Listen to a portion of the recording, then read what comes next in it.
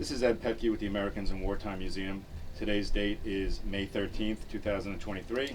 I am conducting an interview with Bob Saunders in Washington, D.C. Sir, can you tell us a little about yourself, where you were born, where you were raised?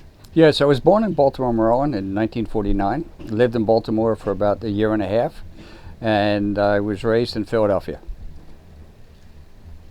And what war did you participate in? Vietnam. Do you have any other military, anybody else in your family military? My brother, who is 5 years older than me, was a captain in the Marine Corps and served in 1968 in Vietnam with 326 in artillery.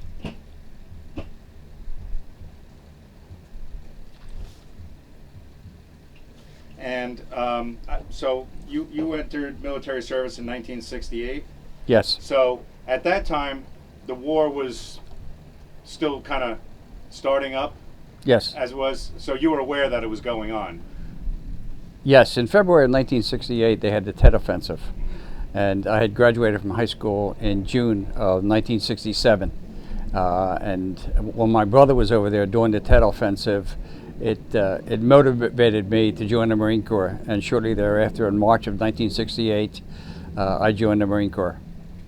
So would you say, did you join the Marine Corps because your brother was a Marine?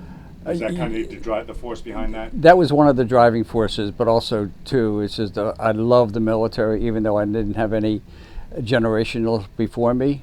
But I've always loved the military, and especially the Marine Corps. Mm-hmm. What about the Marine Corps was it that? Probably too many John Wayne movies during in the early 60s, mm-hmm. But I love the brotherhood of the Marine Corps. And where did you do your basic training? Paris Island. Paris Island. And I did that for 13 weeks, graduating in May of 1968. And then shortly thereafter, I went to Camp Geiger for infantry intensive training, which I think was about 10 additional weeks. Okay.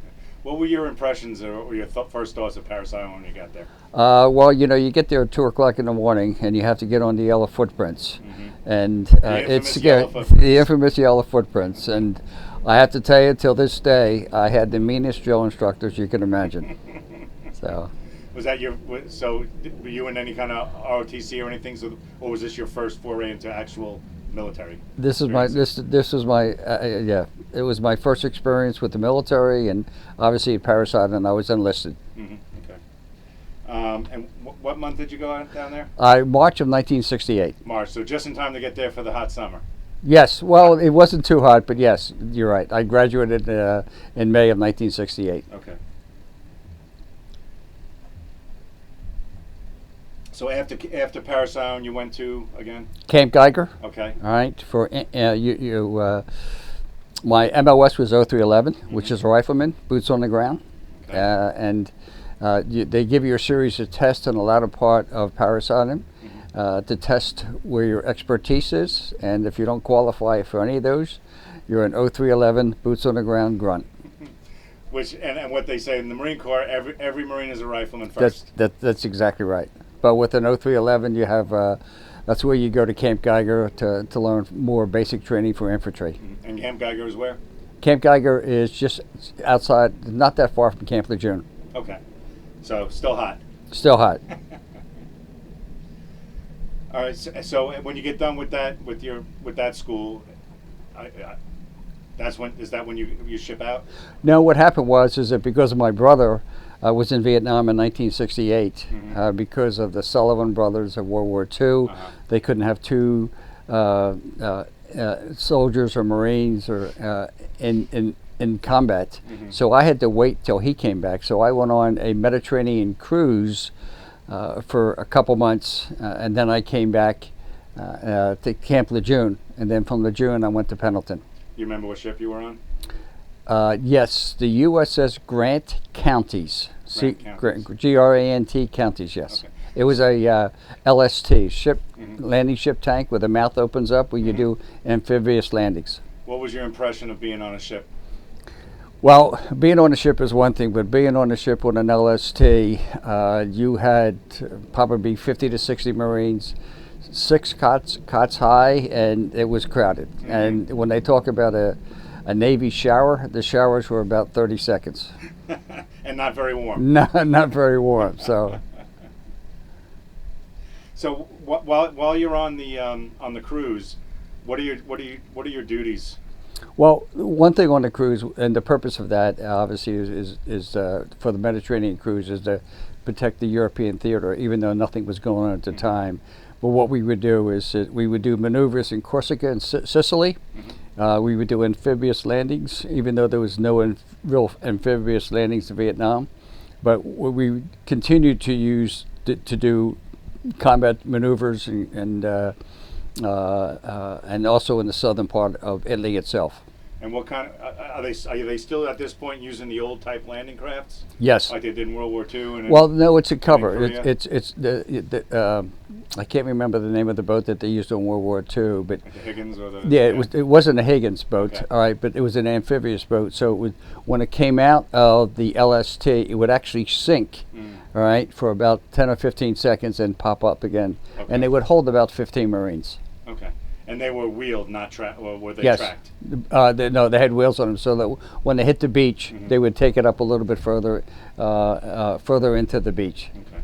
And you would simulate attacking a shoreline or a landing. That's exactly right. Yeah. With the 50 Marines, the mouth would open up, and then you would run out and do maneuvers. So how many boats would they put out typically at once? Maybe 10 or 15. Okay. Yeah. How many times you figure you did that? Probably 20 to 30 times. Oh, wow. Yeah. Okay. All in Corsica and the Sicily area? Yes. In addition to that, what we would do is climb up to the mountains of both Corsica and Sicily and do maneuvers. But the fortunate thing is that I was the youngest of my unit. I was only 18 years of age. The other Marines with me had already done a tour in Vietnam. Okay. So it was a great experience for me to learn from them, especially on a Prick 10, Prick 25 radio, all right, where I learned how to the military language for radio. So that combined with everything else was a great experience for me. How did you guys, as being newly into the military, how was the interaction with the guys who were, I guess, considered the salty dogs? The guys who had seen things, would they okay with you? Did they? In the beginning, they called it the FNG. I don't know if you've ever heard that term, and that's who I was for a period of time. But thereafter, I was accepted, but I did get the shitty details in the beginning. Yes, a little bit of hazing here and there. Yes, hazing. Yes. Okay. But I mean, they're a wealth of information and knowledge because they were where you were going. Yes. So. An interesting thing is that we came up with a clique of about 10 of us. We were called the Sidekicks. And till this day, unfortunately, a few of them had passed away, but till this day, we still have a reunion to get together. Oh, great. Still call yourselves the Sidekicks? The Sidekicks. Did you have any duties on board ship? Well, not particularly. We would do maneuvers, constantly do maneuvers, constantly clean our weapons, and practice everything that we need to do on the ship for combat situations. Was there any kind of planning or instruction as to what to expect when you got over to Vietnam during this time? No, because I was probably myself and maybe a handful of other ones had not been to Vietnam, and the other ones were. So the Vietnam vets that were on the cruise thought it was maybe not as intense as I thought it was, because I was new and a little naive about what was going on. Sure. Okay. And so you were on, once you get off the ship or you're done with your med cruise, assume your brother had gotten out or came back home? Yeah, so I went to Camp Lejeune shortly thereafter because we left out of South Carolina, all right? And from Camp Lejeune, I went on a 30-day leave, and then from there I went to Camp Pendleton. And my brother still hadn't been back yet, so I trained with the Marine Recon units in Pendleton until my brother came back, and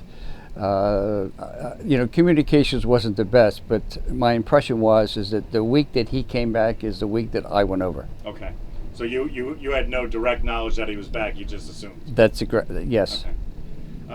Was he able to keep in touch with? Were you able to keep in touch with him while he was there? While you were? I hadn't talked to him for 2 years. Oh wow. Okay. Okay. So you get back to Pendleton. he comes home, you go over. Where do you leave out of to go? From Pendleton, we got on the C-130. We sat in parachute seats. Mm-hmm. We landed in Okinawa. Okay. And we stayed there for a day, and then we flew into Da Nang. Okay. What was when you get off the plane in Da Nang? What's your first impression of Vietnam? Hot. You're on the tarmac, and the tarmac with the heat, and I guess it was the latter part of March that I went over there. It was still 100 degrees, and the heat from the tarmac was probably 125 degrees. And they talk about there's no humidity. It was still hot. Yeah, 120 degrees is 120 degrees. Yes. So once you land, where do you go from there? What's the first thing that you do when you get over there? The first thing that we did was they put us on a 6x truck, all right, and then we headed north out of Da Nang. And I was with 1st Battalion, 26 Marines. Mm-hmm. So I reported to headquarters. And so I stayed there 1 or 2 days. And the first night that I was there, we got mortar rounds coming in. Mm-hmm. I hadn't been issued a weapon or anything. And it was scary at that point because Sure. of I had nothing to defend myself with. Mm-hmm. And I guess that realization sets in. All right, now it's real. Yes. This is happening. Yes. So I'm sure you got a weapon pretty quick after that, though. We did. I was issued an M16, Uh-huh. and then they assigned me to a Hill 364. The 364 is in meters, so the hill was actually about 1,200 feet up. Okay. And I was on Outpost 2 my entire time that I was in Vietnam. Okay. And the purpose of the Outpost 2 is to maintain communications and observe what was going on the western side of the hill. Eastern side is southeast side is really towards Da Nang, and we were about 15-20 miles northwest of Da Nang. Okay.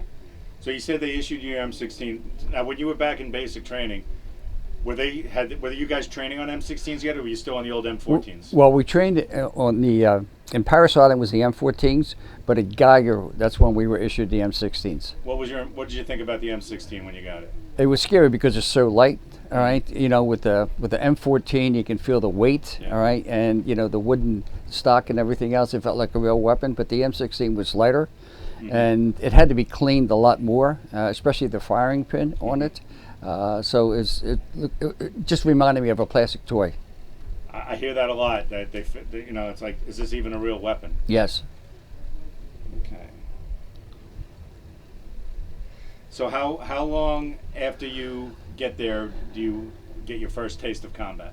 Probably within. Well, first of all, we had to climb up the hill, and it took about 3 to 5 hours to climb up to the hill. When we got to the hill, it was about half the size of a football field, about 50 yards, and one side was a helicopter pad. Okay. All right, but the helicopter pad was just pure dirt, and we were surrounded by 8 feet of barbed wire. All right, and probably within the first 60 days, we were hit. All right, by the Viet Cong, not the NVA, the Viet Cong. Okay. So there's the NVA, and then there's the Viet Cong. Yes. What did you have? What was your impression of either of those or both? The Viet Cong, I felt, all right, were more challenging, all right, in combat. They had no rules. And not to say the NVA had rules, but they were in uniform, the NVA. And the Viet Cong is just that if the philosophy was, if you didn't look like us, you were the enemy, all right? And that's the only way that we could look at it. And the Viet Cong, like they wore black pajamas, and they were again, they had no rules on their in fighting. Sure. And the other thing that's interesting is that people look at the NVA or the Viet Cong, why were they fighting? But it's their country. They were fighting for their country. We were outsiders coming in. And that's why there was a lot of fierce fighting going on in Vietnam. I've often heard it referred to that the NVA were like the army and the Viet Cong were like a terrorist group. Yes. So to speak. Yes. Had you had an opportunity to engage with both of them at different times, or just? Yes. With the NVA, what we would do is on top of the hill, we would go on patrols and we would go into villages, all right? And primarily we went into the villages during daytime. It was too dangerous at nighttime. And either the NVA or the Viet Cong would come in at nighttime and threaten the villagers, or the Viet Cong could be part of the village too. You never knew that. Right. All right, so but we did had rice paddies outside of the village. All right, and that's where we were. Came in connection with the NVA. Mm-hmm. Okay. So as part of when you went out on patrol, was it mainly off the hill, or did you patrol perimeter of the hill? No, it was off the hill. It was off the hill. We would probably go anywhere from 1,000 to 2,000 clicks out. And how long would a normal patrol, if there was such a thing, what would that usually last? It was uncommon to do it more than a day and a half. Okay. All right, but more or less we would do it during the daytime and or right before sunset. Mm-hmm. So we would lock and load, check everybody's inventory or on their backpack, and then head out either for a patrol or an ambush. Okay. And how many men would be in your? Well, we had about 10 to 12 guys on the hill. Uh-huh. All right. So in our case, when we went on patrols, it was about 6 to 8 because we needed the other back at the hill. Okay. So small little groups. Yes. Easier to keep in contact with each other and not lose anyone. Yeah, and our objective is that we were almost like forward observers. Okay. All right, and we tried to minimize any type of combat situations. Mm-hmm. All right, it was more or less observing what was going on so that we Okay. could report back to headquarters about what we saw. Okay. Intel gathering, And yes. troop strength, Yes. who's where. Yes. Any kind of missions that's I don't want to call them Samaritan missions, but any time you would go into a village to try to maybe win the so-called hearts and minds.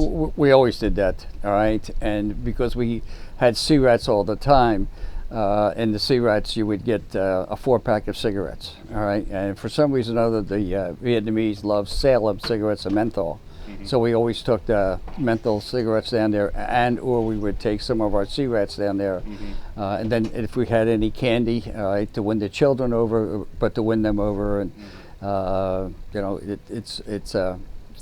we were always trying to win the villages over. Mm-hmm. But when we went into the village, we checked everything that we possibly could, and then we would destroy anything that was, and any weapons that we would find, and then any light material, which would be maps or anything else, that we would confiscate from them. Did you find that you felt like you were winning hearts and minds, or No. did you feel no? No. Was it due to the fact that they either didn't know or were too afraid of the Viet Cong? Both, all right. They were afraid of the Viet Cong and they were afraid of the NVA, all right. But if we would go into a village and then we would go into a village maybe a week to 2 weeks later, they would have different villagers in there, Okay. all right. So there would be different people into there, and you could also tell by the way that the children act, all right, whether if the children were afraid of us, all right, then we knew that we felt as if that the bad guys, whether Viet Cong or the NVA, were there. They were the good barometer as far as if it was a hot As, area or not. yeah, as I remember, yes. How many combat missions do you think you've been on? 19. 19. Out of that 19, was there any engagement? All Yeah, 19 were engagements in one way or another. Okay. As hostile engagement as far as firefight, or Yes, yes. Okay. Sometimes they would last 20 minutes, and sometimes they would last maybe 1 or 2 hours. Okay. Were you wounded or any? No. No. Were you able to? So how long was your tour? My tour was 10 months. 10 months. During that 10 months, how often would you think you would be able to keep in touch with home? Letters or packages or anything? It would take about 2 to 3 weeks. All right. So, somebody would send you a letter about, hey, this happened on such and such a date, and you find out that it was 2 or 3 weeks ago. Okay. So it took about 2 to 3 weeks to get communications. Mail call was always one of the most popular times. I'm It sure. was, and I had a friend of mine that was an elementary school teacher. All right, and one particular time I got like 200 to 300 pieces of mail. Oh wow. And all from probably second or third graders, Okay. and so I was like Mr. Popularity at Uh-huh. that point. And letters from home and things like that. It's a good morale booster. It's a good, you know. It is. It is. Not only the letters, but the food. Because Sure. I wrote home one time that I ate sea rats for 6 months in a row. Breakfast, lunch, and dinner. And when my dad was a bread man, all right, and I used to work with him, and I loved peanut butter crackers. So my parents would always send me the package of peanut butter crackers and wipe them too. So yeah. So you were popular. Yes. Anything, anytime you had different types of food. Yeah. Yes. People tended to find you. Yeah. Not necessarily me, but if somebody else Right, would get it, sure. and everything was shared. So while you're over there, obviously, I mean, it's no secret that the Vietnam War was not a popular war at home. Are you guys aware of how it's going, how the mood of the country is, and are you aware of the protests? I had no idea. Had no idea. In fact, Woodstock happened in '69. Had no idea that was going on. And the only thing that we had was the Stars and Stripes newspaper, and that was, I guess, it was positive propaganda. Yeah. All right, because they were talking about we were winning the war. Okay. Did you guys feel like you were winning the war? That's a good question. All right. No, I mean, sometimes yes and sometimes no. All right, but you've always heard of individuals being in combat. The only thing you really cared about is the Marines that you were with, and sometimes you would question your commander or your officer in charge. But we really didn't realize it was a political war. All right, until we came back. Oh, okay. So you weren't aware of all that I going on here. had no idea what was going on. Which is probably a blessing. Yeah. You like to think that your country is behind you, and you like to believe that people are supporting what you're doing. Yes.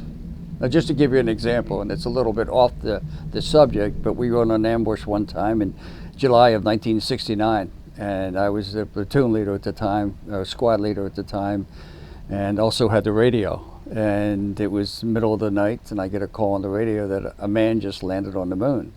And I thought it was a joke because I had no idea that we were even trying to go to the moon.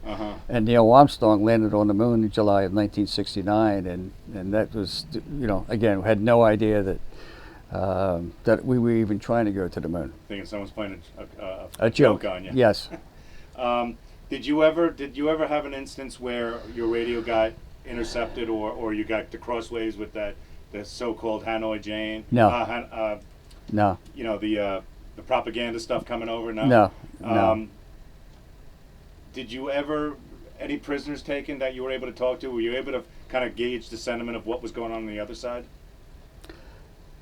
We never took POWs. Gotcha. When you go out on a patrol, you come back. Is there a rotation that suggests, all right, we're going to go out, you're back, you go out for so many days, you're back for whatever? Or is it just as needed, hey, we got something going on, go? It was a combination of both, all right? We would try to stagger the days and also stagger the times that we were going out. Sometimes during the day, sometimes at sunset, and we'd be back at probably 8 to 10 o'clock in the morning. So it would be staggered. And sometimes we get notice from headquarters from intelligence that there's activity going on, so that we would go down and search for the activity. So it varied. Okay. Where are you living on this base? Are you in a hole? Are you in a hooch? Are you in a tent? Well, it was interesting when I first got there. There was a tent, all right, and when the full moon came out, when I got there, the tent looked like a silhouette on top of a hill. And I had told my sergeant, we didn't have any officers. I had no communications with any officers the entire time when I was in Vietnam, other than one time. But so I built my own bunker. Okay. There's an underground bunker with the walls on top? Yes, it was sandbags with aluminum panel on the top for the roof. Yep. But you take 2 steps down, and I built it in 2 sections. All right, one with the sleeping, and then I had a half wall with cutouts going all the way around for holes in it. All right, because that faced the north side of the hill, and that's where what we saw the main gate was, right there.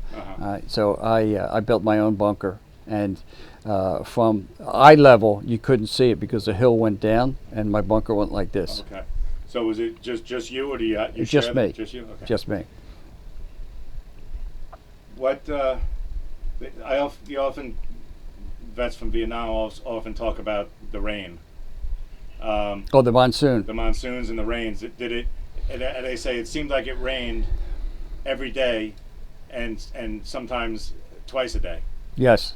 And the interesting thing about not only the rain is what we would do with our sea rats. We would open up the sea rats, obviously eat the food, and then we would twirl it onto the barbed wire, Okay. all right, and then we would put rocks into it, all right. But when it rained heavy and the can was dry, all right, it sounded like bells ringing, all right, until the water could fill up in the sea rats, all right. Okay. And but yes, the rain was tough. But the other thing about the rain is that everything became greener. All right, Yeah. so the visibility of going in the jungle was more challenging. How did you find the thickness of the terrain in the jungle, and how did you guys cope with that? It's you really couldn't see anything. All right, I mean it all depends on what time of the year, but after the monsoon, it was thick. All right, and you had to cut through it because the last thing you wanted to do is follow a trail. All right, because of trip grenades that they used to have, the bad guys used to have. Right. But we used to make our own trail going down. Okay. Your base, what kind of fortification or armament did you guys have there? Well, when I first got there, we had a M60 machine gun. We had a couple laws, which are grenade launchers, all right, and we had a couple M79s. And then obviously, I carried two 45s. I had an M16, and also had a Stephen 12-gauge shotgun. But this is kind of odd. My sergeant rotated, so we got a new sergeant that came in, and he knew he came from headquarters, and coincidentally, my brother, because he was over there as an officer, the major in the 26th Marines was Major Clark, and my sergeant found out that my brother knew Major Clark, so I went down there with the idea of getting more weapons. So Major Clark gave us two more M60 machine guns, gave us ammunition, and put me on a helicopter and flew me back up to the hill, all right, so that we could have more. So we wanted to have the M60. We got three more. We had one M60 machine gun, but we wanted to have four of them for north, south, east, and west. Okay. So you were pretty well fortified. I was. In fact, I got promoted because of that to an E4. Nice. Were you guys able to have any kind of recreation while you were up there? No, not really. No? No, we didn't have enough space. We would play a lot of chess. Okay. All right, we had a log that was cut off, so we played chess up there. We did have a football, like a Nerf football, all right, that we played with, but because of the heat, that didn't last very long. So. I imagine so. Are there any incidents that more than any others that stand out in your mind when you think about your time back there? Yeah, I remember one time that we got hit. In fact, it hit the Stars and Stripes magazine or newspaper. We got hit. The good news is we were on the high ground, which is really, really important with the barbed wire going on. And one of the times that I went down into the village, I saw a little puppy dog. All right, and I was told that Vietnamese eat dogs. All right, but I've always had a dog in my life, so I picked up a dog, and my sergeant picked up a dog, and the sergeant's dog was Spooky. My dog was Bitch. All right, we took him back up to the hill, and then shortly thereafter, Spooky, all right, heard something, and he ran down the hill, all right, towards the barbed wire. And by the time we set up a flare, all right, we found out that the Viet Cong were right inside our bush right there, and so we were in a firefight for about 45 minutes to an hour. Repel them back? Yes. Well, no, we destroyed them. Destroyed them. How often would you either see or believe that they were right outside your barbed wire? Probably about 3 or 4 times while I was there. Okay. That we could see. We had another hill that was next to us that we had to protect because it had some communications on it, but it was more steep. And before I got there, that particular hill was napalmed, and so it was bare dirt. Mm-hmm. All right, and either the NVA or the Viet Cong were trying to get to the communications tower, Mm-hmm. and we had this is prior to me getting there, but they had barbed wire around it, but a trip flare went off, Uh-huh. and I was on an M60 machine gun, and it was about 300 yards away, and that was another experience that we had, not necessarily on our hill, but the other hill next to us. Okay. So you're not only defending your hill, but the one next to you. How does that? What's the logistics of doing something like that? As far as, I mean, you know, I'm sure it's nerve-wracking enough to look down your sight line, but now you're defending them as well. Yes, yeah, and well, the good news is that on the other hill there was nobody there. Oh, There was okay. no Americans there. Okay, all right, okay. and we could only see one side, and we were outpost 2, so we had outpost 2, then we had the communications tower, then we had outpost 1, so that they could see the other side. But it makes a big difference when you're. It's a little hard to say, but when you're firing a weapon and somebody is 200 yards away, Mm-hmm. as opposed to 20 yards 20 away. yards away. So, how do you come to grips with, and how do you, I guess, compartmentalize, or how do you deal with the first time that you see somebody in your sights and you have to pull that trigger? You don't think about it. You just don't think about it. All right. You afterwards you shake. All right. It's if anybody's ever played sports or they get nervous, you know, especially football, you know, as soon as they get hit, all the adrenaline is gone, and you know what you need to do. It's the same thing. All right. You do your job, and you don't even think about it, and then afterwards you think about it, and it's horrible. It's not natural to do something like that. Right. So, but I mean, everybody has their own way, and I guess, you know, you deal with it until you have that downtime, like you said. Where Yes. Your instinct, your action, your training kicks in without even thinking about it. Yes.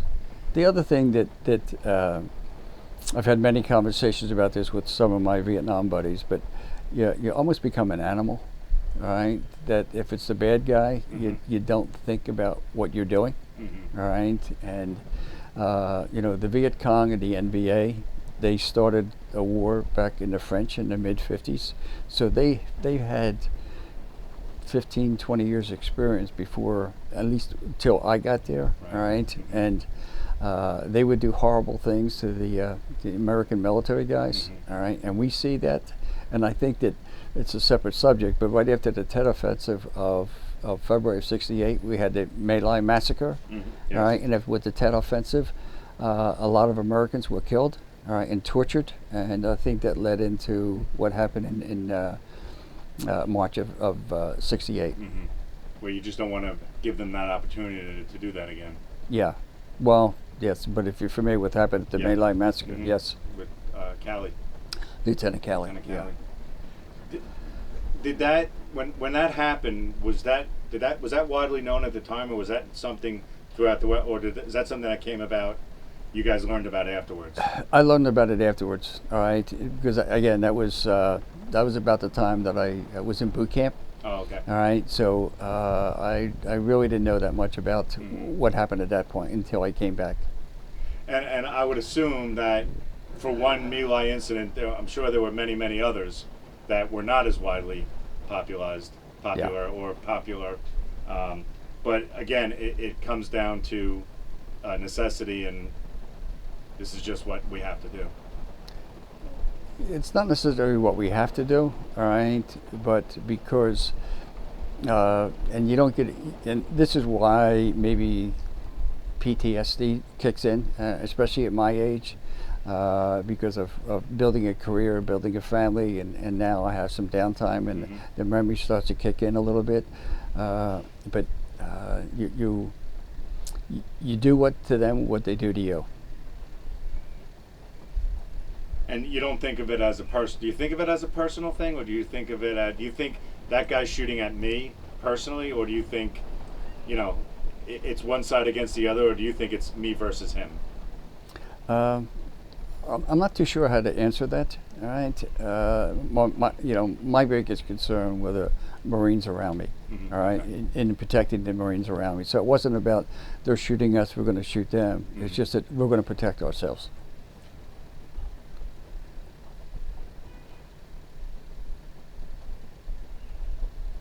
Did you obviously? I mean, did you do like all the other guys do is to count down? This day's short. This day's Oh, short. absolutely.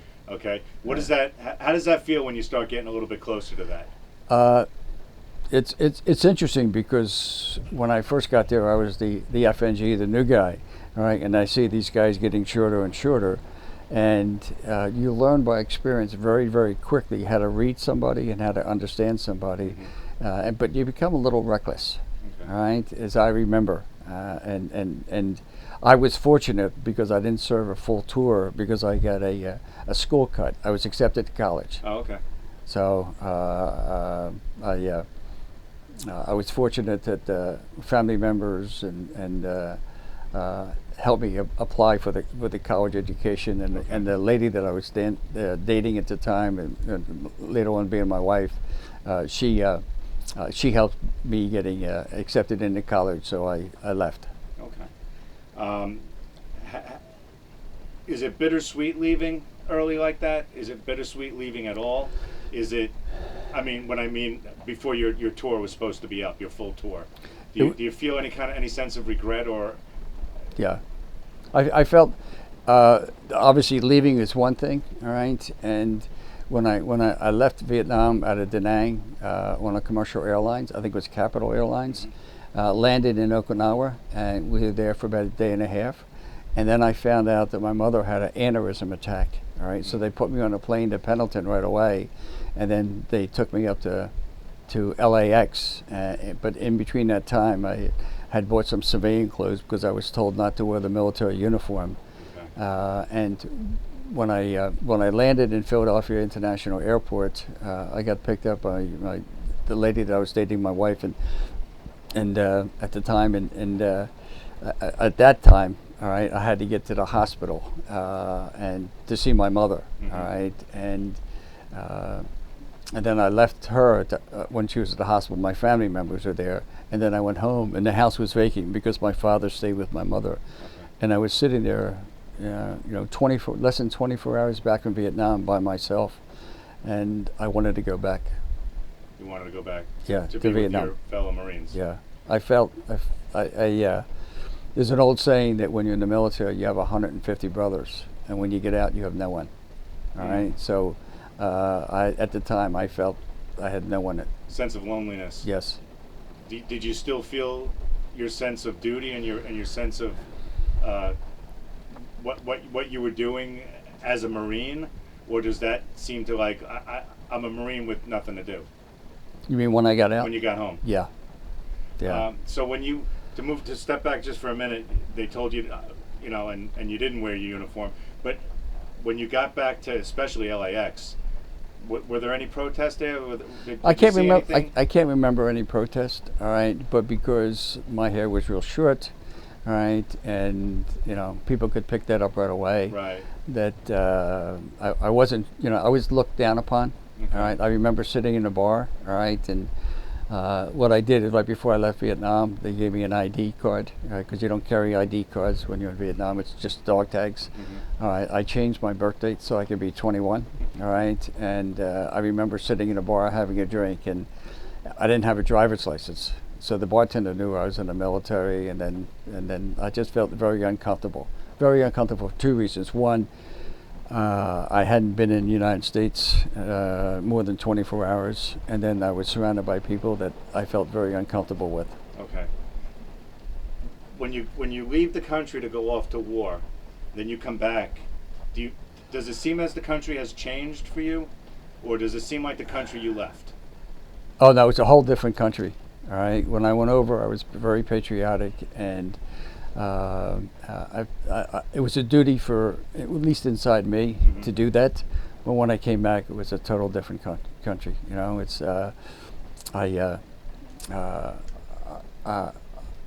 don't think I ever went to a high school reunion afterwards. Okay. Because I wasn't accepted very well, and some of my high school friends I felt uncomfortable with.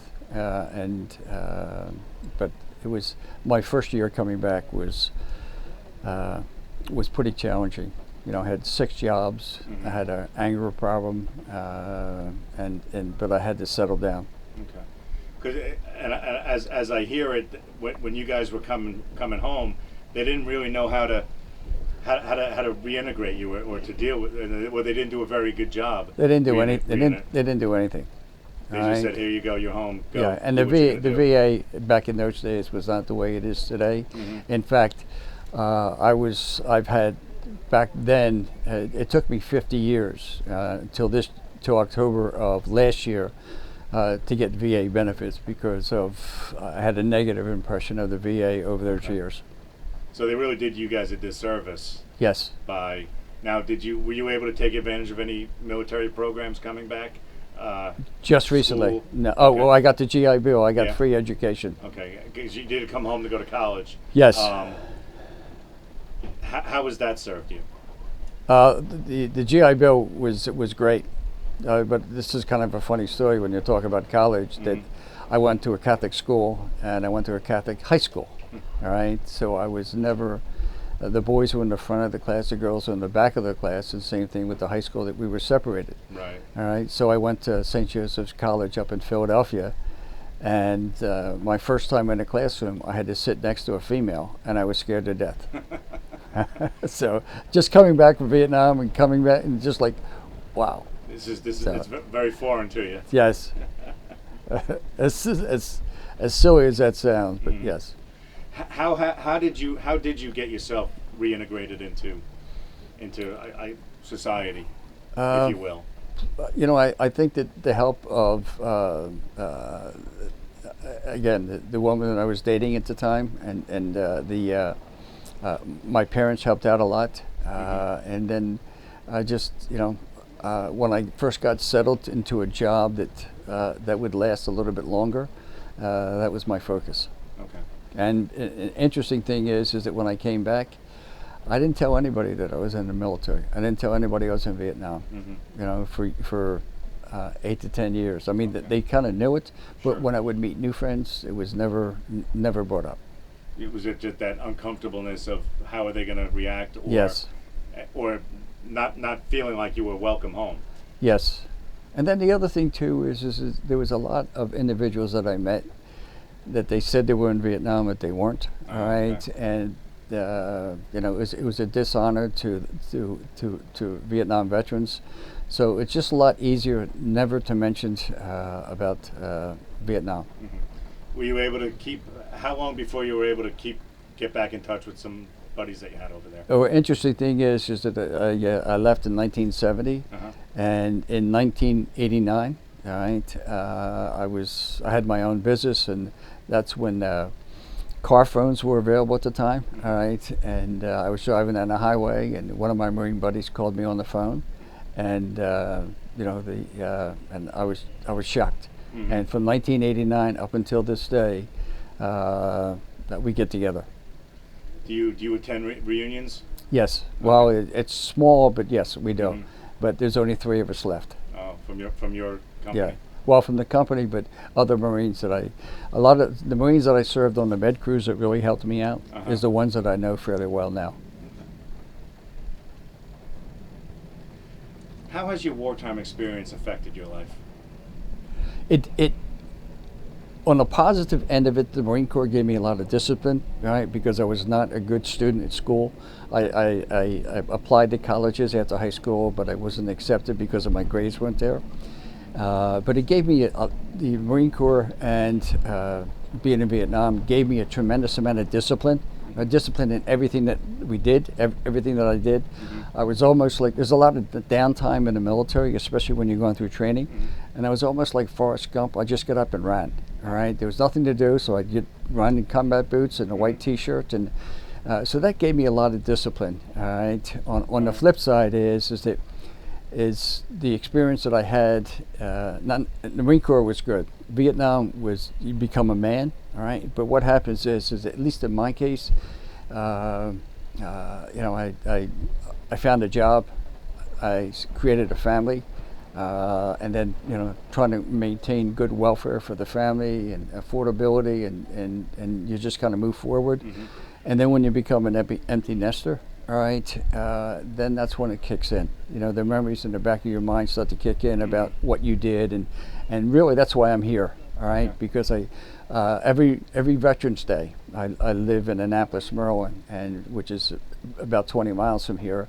But every Veterans Day I come down to the wall by myself. Mm-hmm. All right, and to be with Vietnam veterans, either during the ceremony or late at night. How cathartic is that for you? It's I don't know. I'm asking for forgiveness, I guess. Okay. I don't know whether that's the right word or not, Mm-hmm. but it's I talk a lot of my mind when I'm down there. Okay. So we're sitting here obviously today recording this. Theoretically, generations of yours down the line, great grandchildren may watch this one day. What's one thing you would want them to know about your military service?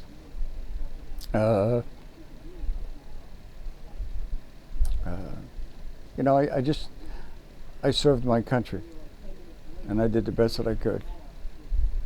Well said. Well said. Is there anything else you'd like to document today that we haven't spoken about?